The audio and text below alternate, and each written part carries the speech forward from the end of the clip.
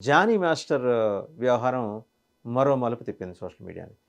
ఈ కేసుతో ఏమాత్రం సంబంధం లేని నాగబాబు గారిని తీసుకొచ్చి దీంట్లో ఇన్వాల్వ్ చేసి, వేరే రకంగా ఆయన ట్రోల్ చేయటం మొదలెట్టారు. అభ్యంతరకరమైన రీతిలో అబ్జెక్షనబుల్ వేలో ట్రోల్ చేయటం మొదలెట్టారు.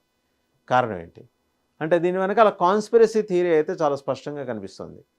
ఇది ఇన్నాళ్ళు ఏంటంటే వైసీపీకి చెందిన కీలకమైన నాయకులు, అలాగే సెకండ్ రంగ్ లీడర్సు, కార్యకర్తలు అందరూ దొరుకుతూ వచ్చారు రకరకాల కేసుల్లో.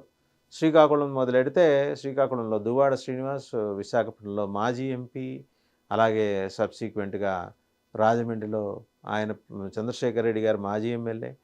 వాళ్లకు ఇతరత్రా మహిళలతో ఉన్న సంబంధాల విషయంలో సోషల్ మీడియాలో క్రాస్ చేస్తున్నారు. లిమిట్స్ క్రాస్ చేసి మరీ కామెంట్స్ చేశారు.